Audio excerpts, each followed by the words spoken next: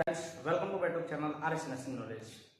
आज का हमारा टॉपिक जो है इंटूबेशन टू एक्सटूबेशन।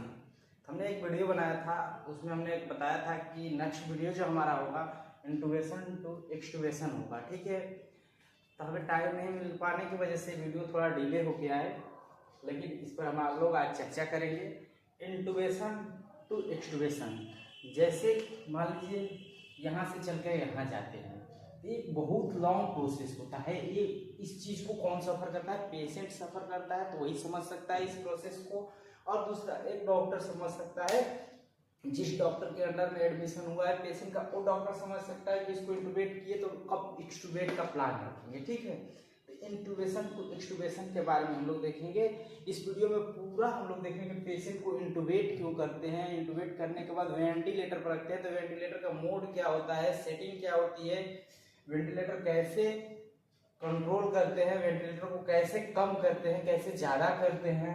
फिर उसके बाद जब पेशेंट हमारा ठीक हो जाता है तब इंटूबेट कैसे करते हैं, पेशेंट इंटूबेट क्यों करते हैं, कैसे करते हैं, किस वेंटिलेटर के कौन से मोड पर रखते हैं, कब कौन से मोड को हम लोग फॉलो ऑफ करते हैं, उसके बाद कब उसको हम लोग एक्सटूबेट करके घर भेज देते हैं। इतना आप प्रोसेस को जानेंगे। ठीक है, इंटूबेशन एक ऐसी प्रक्रिया होती है, इंटूबेशन एक ऐसी प्रोसीजर होती है, प्रक्रिया हमारे यहाँ। जब इसको कब अप्लाई करते हैं, जब हमारा पेशेंट जो हमारा आया, पेशेंट इमरजेंसी में आया पेशेंट और उसकी जीसीएस लो हो, ग्लास को कोमा स्केल, जीसीएस हम लोग पढ़े हैं ग्लास को कोमा स्केल, जिसमें क्या हो गया उसका या तो रिस्पायरेटरी रेट बढ़ा हो, सेचुरेशन अनकंट्रोल हो, पेशेंट हमारा अनकॉन्शियस हो, कोई रिस्पॉन्स मोटर एक्टिविटीज एकदम ड्यू हो, इस कंडीशन में पेशेंट को इंटूबेट किया जाता है।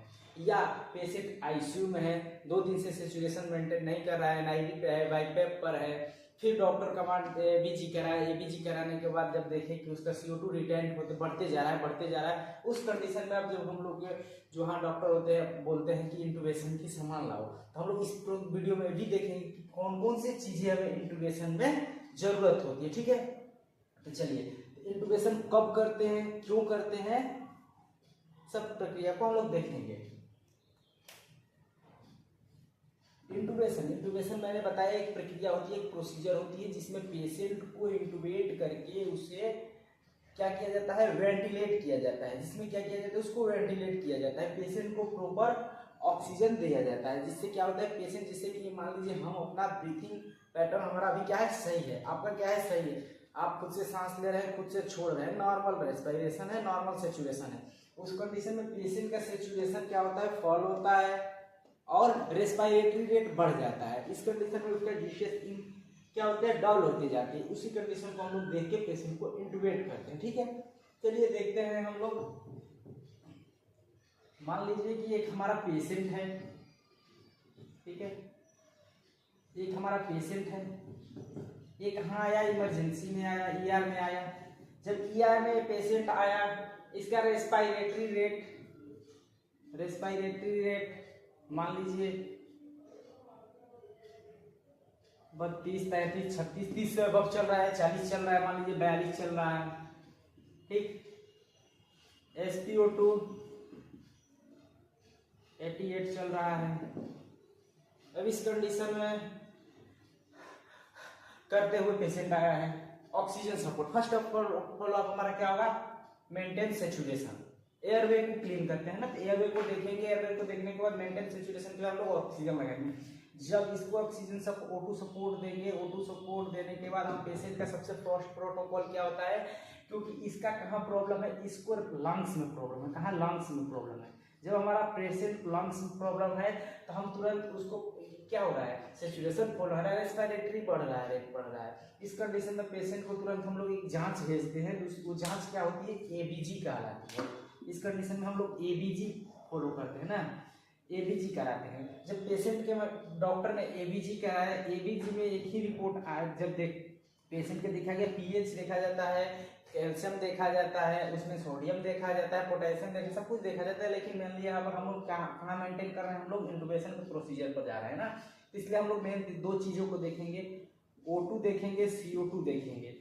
तो डॉक्टर ने देखा कि जब एबीजी रिपोर्ट आया उनके पास, तो O2 लेवल क्या हुआ, O2 लेवल डिक्रीज हो रहा है, और CO2 की मात्रा क्या हो रही है, बढ़ रही है। क्यों कि जो पेशेंट हमारा ऑक्सीजन सांस अपने से ले रहा है उसको इसका लंग्स क्या है, किसी प्रकार का लंग्स डिजीज है जिसे लोअर रेस्पिरेटरी डिजीज है, जिसमें हो सकता है अस्थमा हो सकता है, निमोनिया हो सकता है, या किसी प्रकार का फ्लूइड एक्यूमुलेशन हो सकता है। उस वजह से पेशेंट को सांस लेने में दिक्कत हो रही है। जब सांस लेने में ही दिक्कत हो रही है तो रेस्पिरेटरी रेट क्या होगी, इंक्रीज होगी। रेस्पिरेटरी रेट जब इंक्रीज होगी तो सेचुरेशन क्या होगा, फॉल होगा। जब पेशेंट का सेचुरेशन हमारा फॉल हो रहा है, जब पेशेंट का सेचुरेशन फॉल हुआ तो हमने एबीजी कराया। एबीजी में हमारा क्या है, O2 जो हुआ, ऑक्सीजन की मात्रा कम दिखाई दिया ब्लड में, आर्टेरियल ब्लड गैस एनालिसिस होता है ना, तो इसको हमने जब कराया तो O2 क्या हुआ, ऑक्सीजन लेवल कम दिखाई दिया, CO2 लेवल क्या हुआ, बढ़ा हुआ दिखाई दिया। इस कंडीशन को देख करके अब इसको सही करने के लिए लंग्स में क्या है, किसी प्रकार के इन्फेक्शन है या किसी प्रकार के निमोनिया मान सकते हैं, अस्थमा मान सकते हैं, कि कुछ भी हो सकता है, किसी प्रकार का लंग्स में एब्नॉर्मलिटी है, इस वजह से इसका रेस्पिरेटरी रेट बढ़ा है। तो इसको लंग्स को सही करना मेन हमारा फॉलो होगा कि ये बढ़ा क्यों है, CO2 लेवल बढ़ रहा है। CO2 लेवल जब बढ़ रहा है उसको करेक्शन करने के लिए हमने क्या किया, लंग्स पर गया कि लंग्स ही नहीं वर्क कर रहा है, इसलिए इसका रेस्पिरेटरी रेट बढ़ा है। ध्यान दीजिएगा वीडियो पर। अब देखिएगा कि ये CO2 लेवल बढ़ रहा है, अब इसको CO2 को करेक्ट करना है। सबसे फर्स्ट प्रोटोकॉल होता है CO2 को करेक्ट कर देंगे, रेस्पिरेशन रेट करेक्ट हो जाएगा और हमारा CO2 करेक्ट हो जाएगा। तब यहाँ पर एक एडवाइस होता है हमारे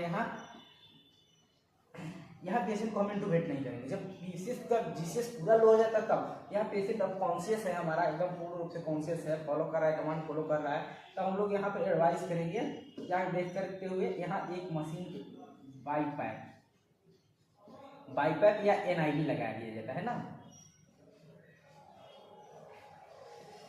तो जब NIV या बाईपैप टेक्निक अपनाएंगे, NIV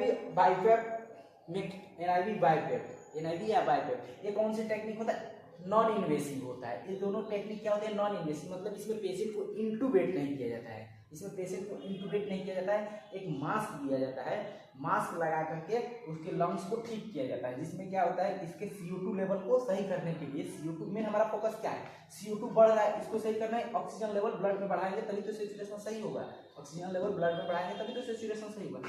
इस दोनों पर हमें फोकस करना होता है। तो हमने एक बाईपैप या NIV मशीन का फॉलो करते हैं, जिसको लगा करके पेशेंट को, जैसे कि अगर हमारा पेशेंट हो गया, जैसे हमारा ये पेशेंट हो गया, ठीक है,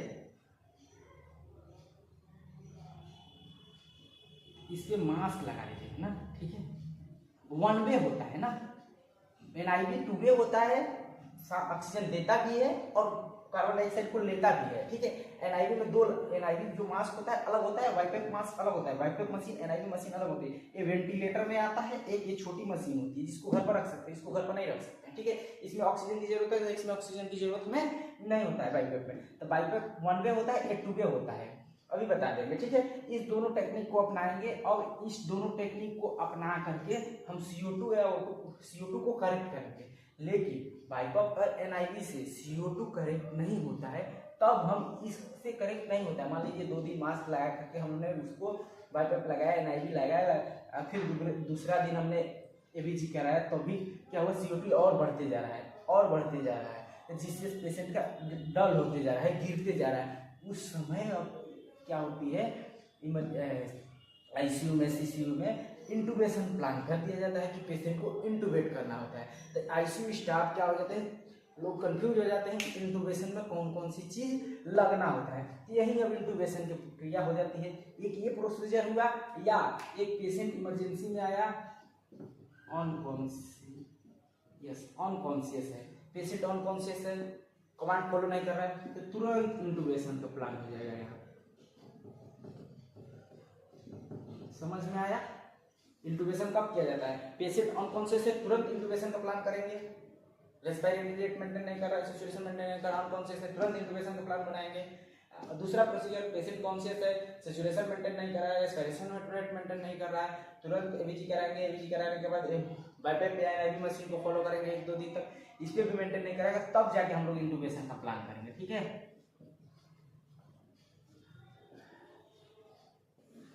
एक ये प्रोसीजर लॉन्ग प्रोसीजर हुआ, एक तुरंत इमरजेंसी में पेशेंट इंटूबेट हो गया। यहाँ ICU में पेशेंट इंटूबेट होता है, क्योंकि इतना फॉलो करने के लिए हम ICU या CCU में रखते हैं, ठीक है। अब ये दोनों प्रोसीजर, अब हमारा आ गया यहाँ से इंटूबेशन, यहाँ से भी हमारा आ गया इंटूबेशन। इसमें डायरेक्ट इंटूबेट कर दिया, इतना हम प्रोसीजर करने के बाद इसको इंटूबेट किया। हमने पहले सोचा कि इसको इंटूबेट ना करें, एनआईवी या बाइपेप मशीन से हम इसको सही कर लें, लेकिन नहीं हुआ, तब इंटूबेशन का प्रक्रिया अपनाएं। अब देखते हैं इंटूबेशन में कौन कौन सी इंस्ट्रूमेंट्स लगता है। मान लीजिए तुरंत कमांड फॉलो होगा कि आपका पेशेंट को इंटूबेट करने की प्लान है, आप इंटूबेशन के पूरे सामान रख लीजिए। तो क्या क्या इंटूबेशन में आप सामान रखेंगे, चलिए एक एक करके हम जानेंगे। पहला जो हमारा होता है लगता है, पहला होता है वेंटिलेटर सर्किट, पहला होता है वेंटिलेटर सर्किट। दूसरा जो हमारा होता है, हम लोग इंटूबेट करते हैं जब पेशेंट को, जैसे वेंटिलेटर सर्किट हमने ला दिया है, उससे क्या करते हैं, पेशेंट को ऑक्सीजनेट करते हैं, पूर्ण रूप से ऑक्सीजनेट करने के बाद पेशेंट को हम लोग इंटूबेट करते हैं ना। तो ऑक्सीजनेट कर दिए किससे, वेंटिलेटर सर्किट से, ठीक है। उसके बाद हम लोग क्या करते हैं कि पेशेंट को हम लोग इंटूबेट करने से पहले थोड़ा सडेट किया जाता है ना, फाइट ना करें, क्योंकि उसमें काल डालना होता है ना लैरिंजियोस्कोप। तो दूसरा चीज हमें सडेशन चाहिए, वेंटिलेटर सर्किट, सडेशन। तीसरा चीज हमें चाहिए क्या, तीसरा हमें क्या चाहिए, लैरिंगोस्कोप।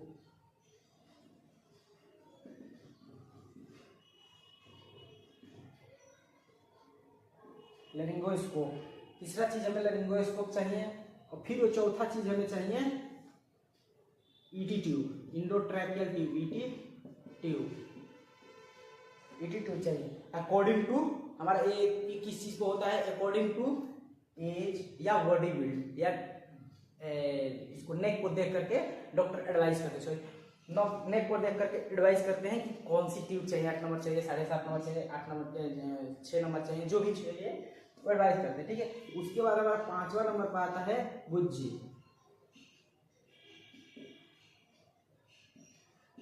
बुज्जी जो होता है एक पतला सा लाइन जैसा होता है बुज्जी, ठीक है।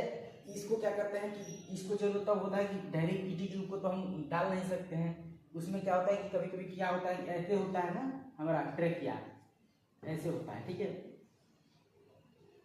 एक हम खुलता है बंद होता है, खुलता है बंद होता है, उसी में डालना होता है बुज्जी को, ठीक है। बुज्जी डाल करके उसी में ट्यूब, उसी के सहारा हम लोग छोड़ते हैं, तो बुज्जी। उसके बाद हमारा बुज्जी के बाद कौन सा बुज्जी, उसके बाद हमारा आता है एक बुज्जी इंटूबेट हो गया, लैरिंगोस्कोप ने कर दिया। फिर 6वां नंबर पर हमारा आएगा 10 ml का सिरिंज, 10 ml का सिरिंज मैंने कर दिया, 10 ml का सिरिंज कर दिया।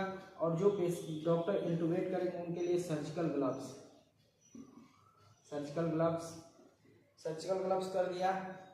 और हमें क्या चाहिए, 8 और चाहिए, हमें जेली चाहिए, क्या चाहिए, जेली चाहिए। ट्यूब के टिप पर लगाते हैं, लोकल एनेस्थेसिया का काम करता है, यहाँ पर तुरंत सॉफ्टली चला भी जाता है और लोकल एनेस्थेसिया सुन हल्का काम कर देता है, ठीक है। तो जेली चाहिए। और क्या चाहिए, 8 हुआ। और उसके बाद चाहिए, अगर पेशेंट फाइट कर रहा है तो एयरवे डालेंगे, पेशेंट को एयरवे डालेंगे, ठीक। उसके बाद 9 नंबर पर हमें क्या, 10 नंबर पर क्या चाहिए, एयरवे डाल देने के बाद हमें फिक्स करना होगा ट्यूब को, क्या करना होगा, फिक्स। तो फिक्सर चाहिए, हमें फिक्सर चाहिए। अब फिक्सर हम डाल दिए, तो पहला हुआ हमारा वेंट सर्किट,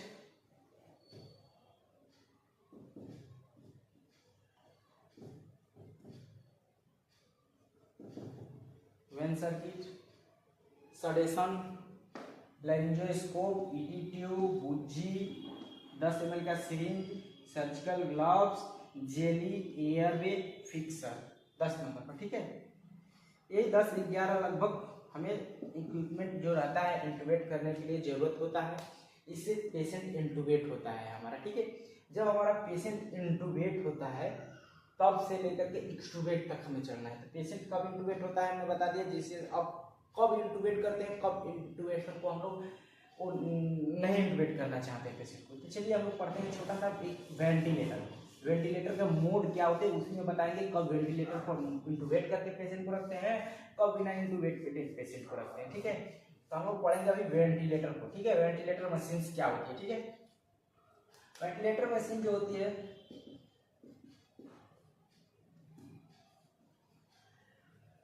वेंटिलेटर देखेंगे कि आप कहीं भी पढ़ा होगा, मेनली इसमें दो मोड्स होते हैं, वेंटिलेटर के दो मोड होते हैं। ठीक है, पहला होता है इन्वेसिव, दूसरा होता है non invasive.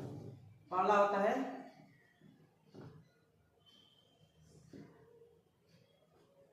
Invasive, non invasive. देखिए हमने बताया था, यहाँ ध्यान दीजिएगा थोड़ा सा वीडियो पे कि वाइपेप और एनआईवी। अब यहाँ आपको क्लियर हो जाएगा कि वाइपेप और एनआईवी क्या क्या होता है। Invasive, non invasive.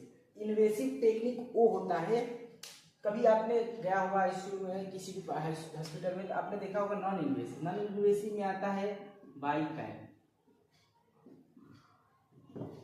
एनआईवी।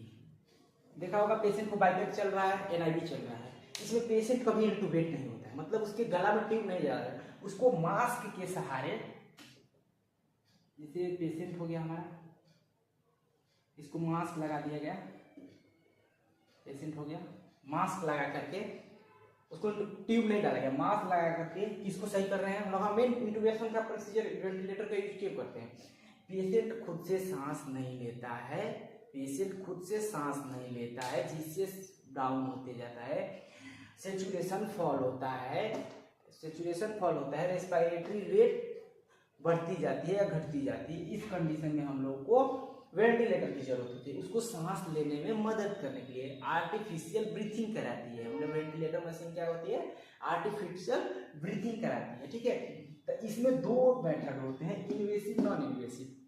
सब मान लीजिए पेशेंट कमांड फॉलो कर रहा है, उसको कमांड फॉलो कर रहा है, सिचुएशन ज़्यादा फॉल नहीं हो रहा है, 88 है, 84 है, 85 है, इसके लगभग है, रेस्पिरेटरी रेट बढ़ा हुआ है, तो उसको हम लोग जब एबीजी कराया हमने CO2 बढ़ा हुआ देखा, पेशेंट कमांड फॉलो कर रहा है हमारा, तो उसको हम लोग नॉन इन्वेसिव टेक्निक ही अपनाते हैं, क्योंकि हम लोग कोई भी डॉक्टर अपने पेशेंट को इंटूबेट नहीं कराना चाहता है। ठीक है, तो नॉन इन्वेसिव में बाईपैप और एनआईवी लगा करके, उसको मास्क लगा करके, इंटरमीडिएट या कंटिन्यू लगा करके उसको रखा जाता है, जिससे फिर अगले दिन या 12 घंटे बाद एबीजी कराया जाता है। जब एबीजी कराया जाता है तो उसमें देखा जाता है CO2 की मात्रा, क्योंकि इसको क्या दिक्कत है, सांस लेने में, सांस ही तो देते हैं। वेंटिलेटर क्या करती है, नॉन इन्वेसिव टेक्निक या इन्वेसिव टेक्निक में वेंटिलेटर जो हमारा मेन हो, वेंटिलेटर के दो मोड होते हैं, इन्वेसिव, नॉन इन्वेसिव। इसमें हम लोग का दोनों का मिलाकर एक ही मकसद होता है, वेंटिलेट करना। वेंटिलेटर मतलब वेंटिलेट करना, पेशेंट खुद से सांस नहीं ले रहा है, उसको सांस लेने में मदद करवाना होता है। ठीक है, तो नॉन इन्वेसिव टेक्निक में हमने क्या अपनाया कि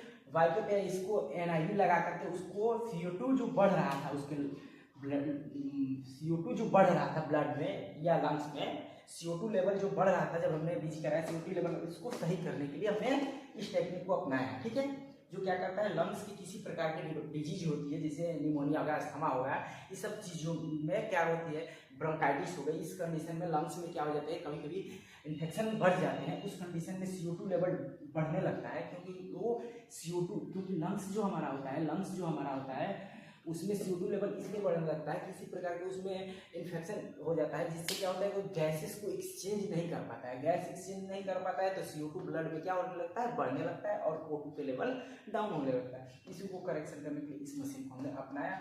लेकिन अब जब ये कंडीशन क्या हुआ कि 3 दिन 2 दिन हम इस दोनों मशीन को अपनाया, इस दोनों मशीन को मैंने चलाया 2 दिन तक, या इसको पहले अपनाया फिर इसको अपनाया, लेकिन ये CO2 लेवल बढ़ते ही जा रहा है या घट नहीं रहा है, उस कंडीशन में अब इस पेशेंट को हम लोग प्लान कर लेते हैं इंटूबेशन के लिए। इंटूबेशन का प्लान हो गया, अब पेशेंट इंटूबेट हुआ, तो जिन्हें इंटूबेट हुआ अब नॉन इन्वेसिव टेक्निक नहीं रह गया, जब उसके गला में ट्यूब पड़ गया तो वो इधर आ जाएगा, वो बिना दर्द। ठीक है,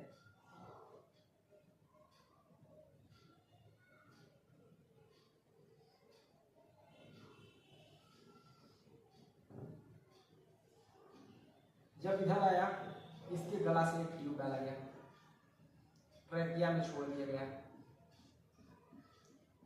ट्रैकिया में यहाँ पर फिक्स कर दिया गया, गला से ट्यूब डाल दिया गया, ये 7 नंबर 7.5 नंबर। ये हो गया इन्वेसिव टेक्निक। ये हो गया नॉन इन्वेसिव टेक्निक। ये नॉन इन्वेसिव टेक्निक, ये गला में ट्यूब डाल दिया। इन्वेसिव नॉन इन्वेसिव मतलब इंटूबेट है, नॉन इंटूबेट है।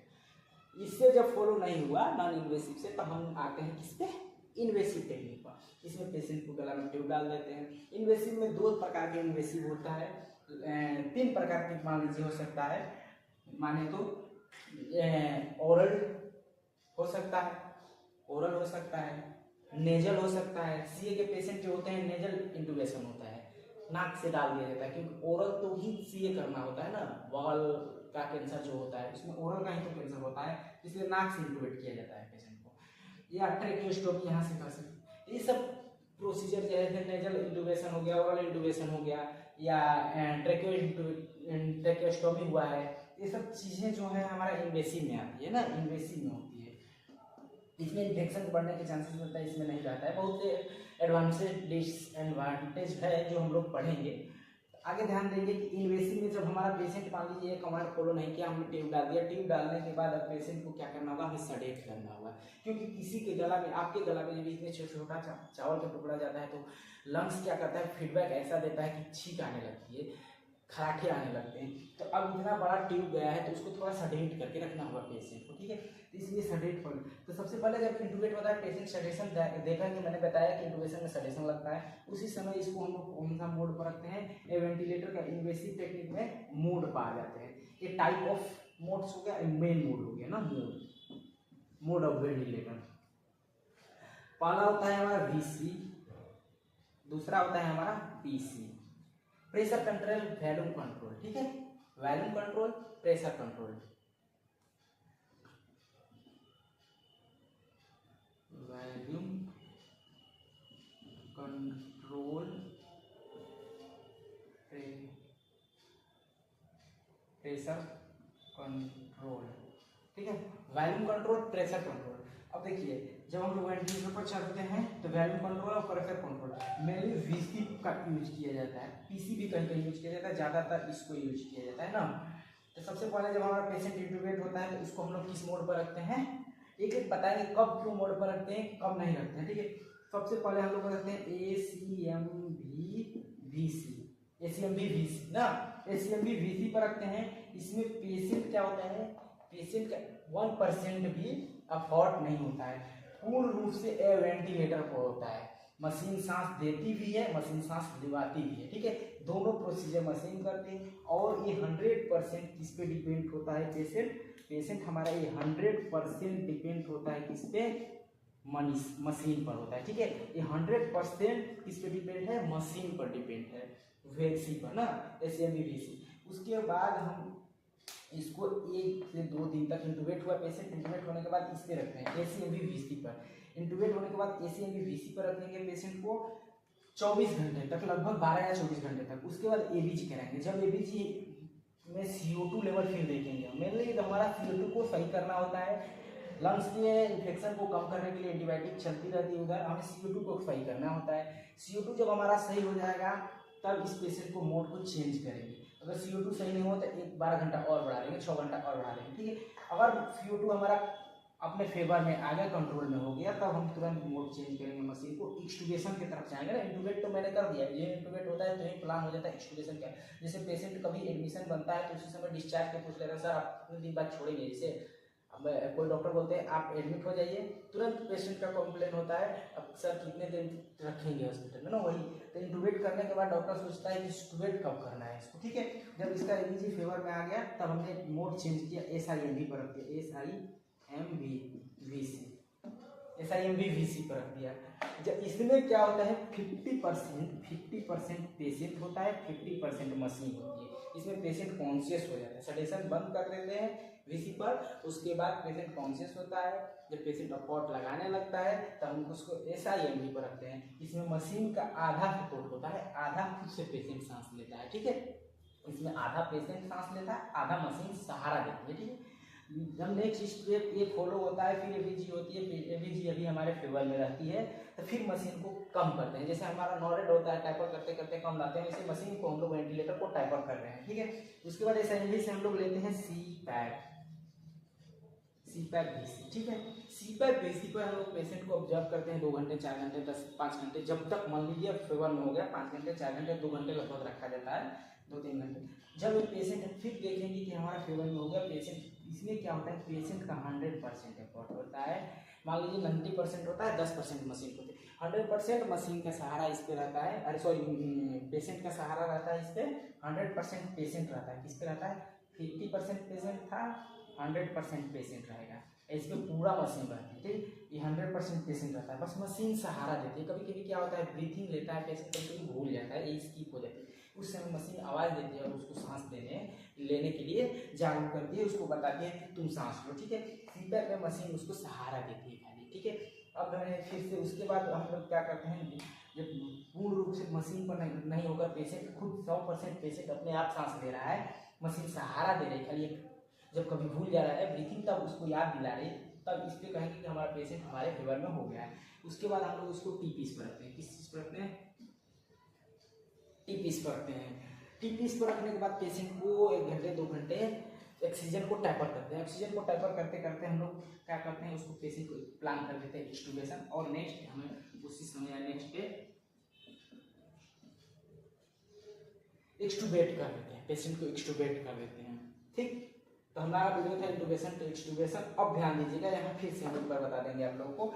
सबसे पहला हमारा पेशेंट को हमने इंटूबेट किया, VC पर रखा, ऐसे अभी VC पर रखा, इस पर 100% पेशेंट का एफर्ट होता है। दूसरा हमारा मोड होता है SIMD, कैसे टैपर करते हैं SIMD, जिसमें 50% पेशेंट होता है, 50% मशीन होती है, इसमें 100% पेशेंट होता है, बस मशीन सहारा देती है। उसके बाद हम लोग उसको टी-पीस पर लेते हैं, टी-पीस पर भी जब हमारा पेशेंट फेवर में रहता है तभी टैपर करते हैं। उसके बाद हमारे पेशेंट को क्या करते हैं एक्सटूबेट कर देते हैं। एक्सटूबेट हमारा वीडियो था इंटूबेशन से एक्सटूबेशन।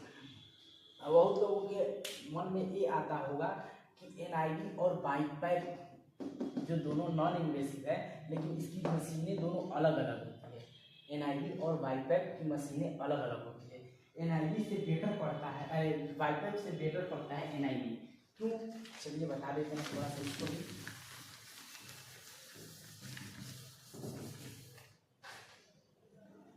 ये हुआ हमारा मान लीजिए बाइपैप, ये हुआ हमारा NIV।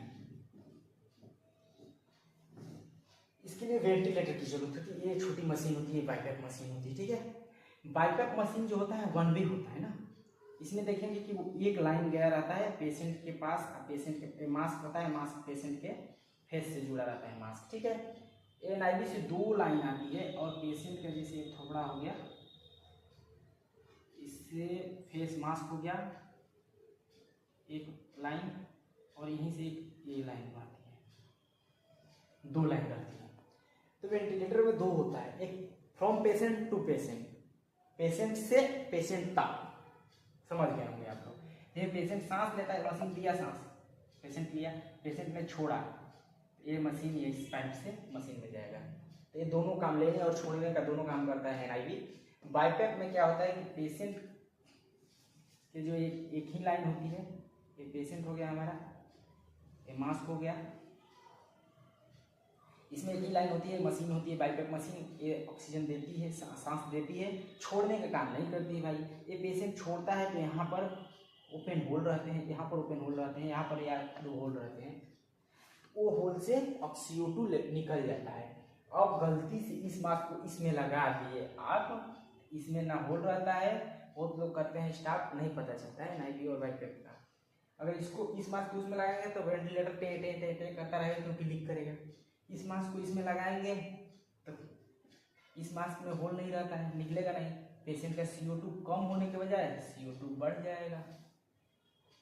ले लो था, CO2 क्या हो जाएगा, बढ़ जाएगा इसमें। इस चीज़ को ध्यान में रखना होता है कि बाइपैप का जो होता है ओपन रहता है, इधर कहीं होल दिख गया, 1-2 होल दिख गया छेद, तो वो इसके CO2 निकलने के लिए बनाया गया रहता है। 1 वे होता है, CO2 यहाँ से निकलता है, इसका 1 वे नहीं होता है, 2 वे होता है। CO2 मशीन लेती भी है और O2 देती भी है, दोनों का मशीन करती है, तो ये पैक होता है, ये इसमें लीकेज होता है। तो ये बाइपैप और NIV में डिफरेंस होता है और इन मशीनों में डिफरेंट होता है, ठीक है। काम इससे थोड़ा बेटर करता है NIV, ठीक है। तो चलिए हमारा इंटूबेशन से एक्सटूबेशन हो गया। वीडियो अगर अच्छी लगी हो तो लाइक करें और सब्सक्राइब करके चैनल को तभी जाएं। मिलते हैं नेक्स्ट वीडियो में आप लोगों से, धन्यवाद।